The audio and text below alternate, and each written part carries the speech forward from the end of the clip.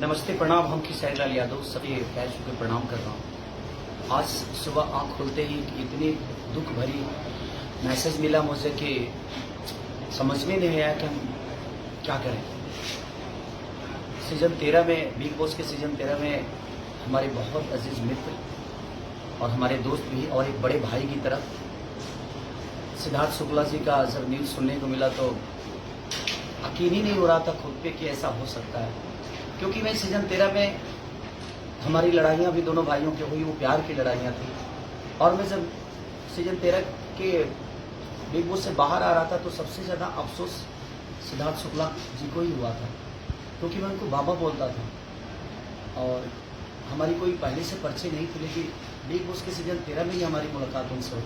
वो बड़े अच्छे इंसान भी थे, अपनी कोई भी बात निधड़क बोलते थे और इस उम्र में जाना ये कुछ अजीब सा लगा।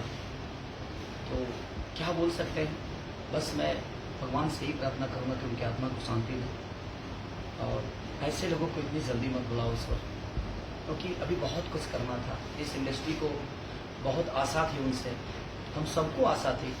एक अच्छी पर्सनालिटी के साथ, एक अच्छे विचारधारा के साथ अपने जीवन को चला रहे थे।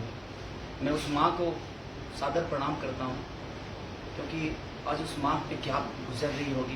क्योंकि मैं सिद्धार्थ बाबा के माँ से भी मिला था जब फाइनल में मैं गया था, तो बड़ी प्यारी है वो।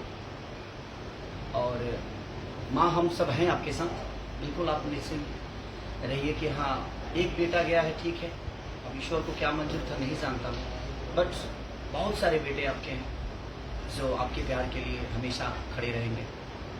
तो दिल से ये दुख भरी बात है, क्या बोल सकता हूँ मैं, बट मैं ईश्वर से ही प्रार्थना करूँगा कि भगवान ऐसे अच्छे लोगों को और इतने जल्दी मत बुलाइए, ये धरती सुनी सुनी हो जाती है। Thank you.